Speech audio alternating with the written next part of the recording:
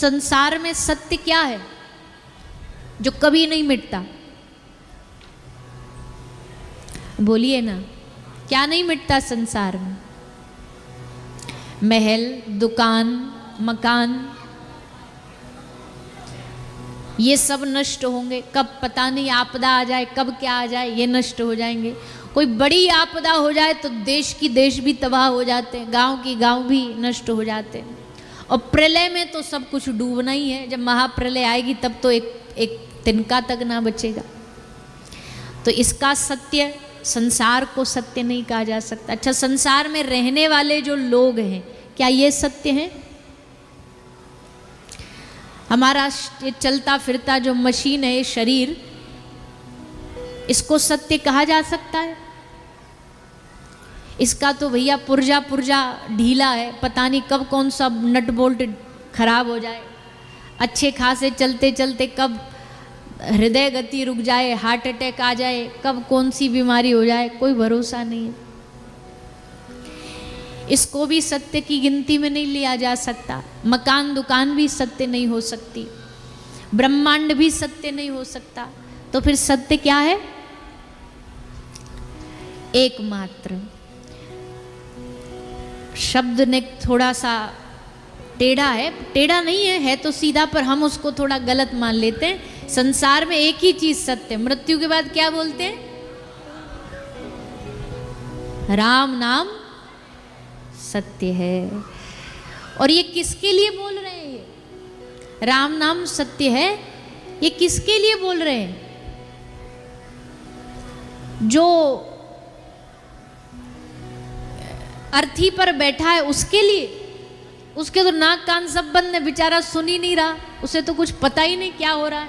तो फिर किसके लिए बोला जा रहा है? जो आसपास के लोग चल रहे हैं ना संग में, पूरा जनाजा लेकर के, उनको कहा जा रहा है भैया यही गति तुम्हारी भी होने वाली है एक दिन। एक दिन आएगा जब हमारी भी यही गति हो जाएगी। तो जितने रास्ता में लोग जा रहे हैं ना, सबको यही बताया जा रहा है। मरते समय ये उपदेश दे के जा रहा है वो आदमी कि भैया मैं तो चला गया खाली, तुम न जाना खाली, तुम राम का नाम, भगवान का नाम इतना बटोरना। सिकंदर ने क्या कहा था? सिकंदर ने कहा था कि जब मैं मर जाऊं तो मेरे दोनों हाथ अर्थी से बाहर निकाल देना। बोले बड़ी विचित्र आपकी तो डिमांड है, ऐसा कौन सा सपना है आपका? बोले पता तो चलेगी जिसके लिए हमने सबरी दुनिया को मारा गुलाम बनाने के लिए, उसको भी जब इस संसार से जाना पड़ा तो खाली हाथ जाना पड़ा। लेकिन क्या, अच्छा ये तो सिकंदर है, उसकी पद्धति ये कहती है कि खाली हाथ जाएगा आदमी, पर हमारी जो सनातन पद्धति है ना, ये नहीं मानती ऐसा कि हम खाली हाथ जाएंगे। ये क्या मानती है? बोले भैया दूसरे धर्म परंपरा के लोग माने जो मानना है, पर सनातन पद्धति कहती है कि आप इस संसार से खाली मत जाना। आप अपने जीवन में भगवान की भक्ति का इतना बैलेंस इकट्ठा कर लो, इतना बैलेंस इकट्ठा कर लो कि भर भर पेटियां अपने संग ठाकुर जी के नाम का लेकर के जाना। वो अलग बात है कि ये पेटियां दिखती नहीं है पर साथ जाती है। जिसने जितना कमाया है, जिसने जितना नाम जाप किया है, वो सब उसकी पेटियां भगवान भरते जा रहे हैं। रिकॉर्ड होता जा रहा है, जमा होता जा रहा है, डिपॉजिट होता जा रहा है। संसार के बैंकों को भरना तो सब कर ही रहे हैं, पर अपने जीवन के आध्यात्मिक बैंक में भी थोड़ा थोड़ा सा भरते रहो, डालते रहो, थोड़ा थोड़ा अर्जित करते रहो। इस धन को अर्जित, कौन सा धन?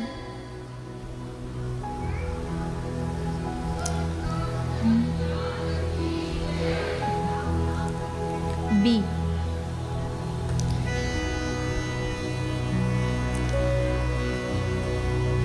खर्च न होवे या को चोर न लूटे, खर्च न होवे या को चोर न लूटे, खर्च न होवे या को चोर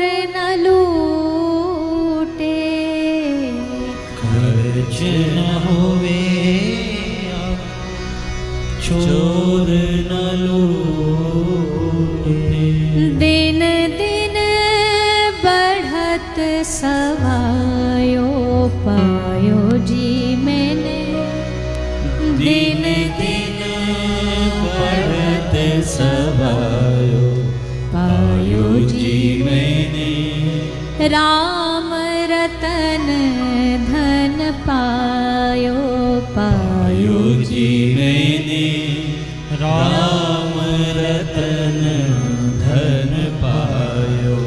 पायो जी मैंने राम रतन धन पायो पायो जी मैंने राम रतन धन पायो। अच्छा, ये इतना कीमती खजाना तुमको मिला कहाँ से? कोई आदमी बहुत बढ़िया कमा ले तो उससे पूछते ना, भैया कहाँ से इतना कमा लिया, ऐसी कौन सी लॉटरी लग गई तुम्हारी, इतना बढ़िया बंगला बना लिया, इतनी महंगी गाड़ी ले ली, इतना बढ़िया संसार बना लिया, ये धन तुम्हें मिला कहाँ से? तो मीराबाई साहब से पूछा कि ये धन जो तुम कह रही हो कि इससे बड़ा कोई धन नहीं है राम रतन, ये तुम्हें मिला कहाँ से? तो इस धन को देने वाला कोई और नहीं है। वस्तु अमोलक दी मेरे सतगुरु, वस्तु अमोलक दी मेरे सतगुरु। वस्तु अमोलक दी मेरे सतगुरु। वस्तु अमोलक दी मेरे सतगुरु। कृपा कर अपनायो पायो जी मैंने, कृपा करी अपनायो पायो जी मैंने राम रतन धन पायो पायो जी मैंने राम रतन धन पायो। पायो जी मैंने राम रतन धन पायो पायो जी मैंने राम रतन धन पायो। और मीराबाई सा कहती हैं, भैया ये धन संसार के धन के जैसा नहीं है कि इस जन्म में कमाए और छोड़ के चले गए, जैसे सिकंदर ने कहा खाली हाथ छोड़ के जाना है। मीराबाई सा कहती है ना ना ना, हम ऐसा धन कमाएंगे जो इस जन्म के लिए नहीं, जन्म जन्म की पूंजी पाई। जन्म जन्म की पूंजी पाए। जन्म जन्म की पूंजी पाई। जन्म जन्म की पूंजी पाए। जग में सभी खुवायो पायो जी मैंने, जग में सभी को पायो पायो जी मैंने राम रतन धन पायो पायो जी मैंने राम रतन धन पायो। मीरा के प्रभु गिरधर नागर, मीरा प्रभु गिरधर नागर। मीरा के प्रभु गिरधर नागर। मीरा के प्रभु गिरधर नागर।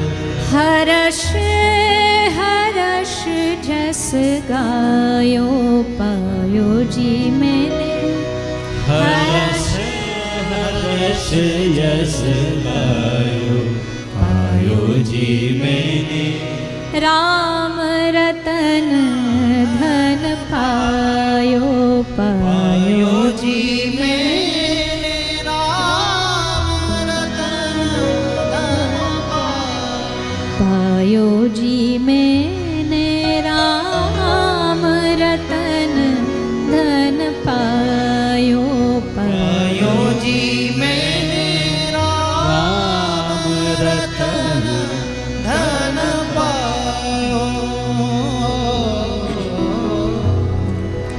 बड़ा बढ़िया चल रहा है आज। या तो हम 20 दिन अच्छे अच्छे माइकों से होके आए इसलिए ज़्यादा अच्छा लग रहा है।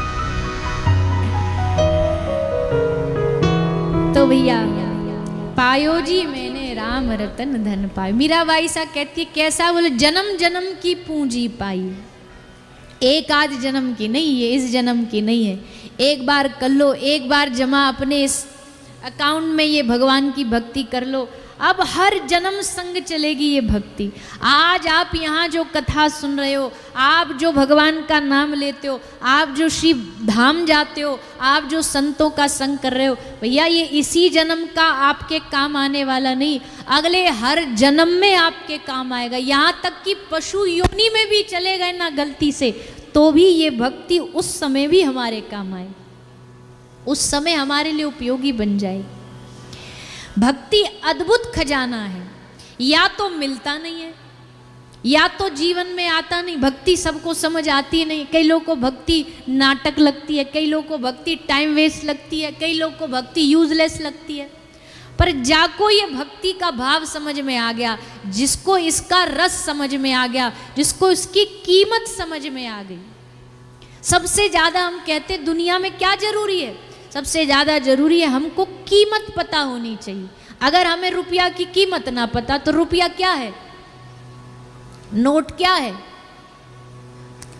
अजी कागजी तो है, कागज को फाड़ करके फेंक दो। पर क्या कभी किसी ने नोट को फाड़ के फेंका? उल्टा फटे नोट को भी क्या करेंगे, चिपकाएंगे, टेप लगाएंगे,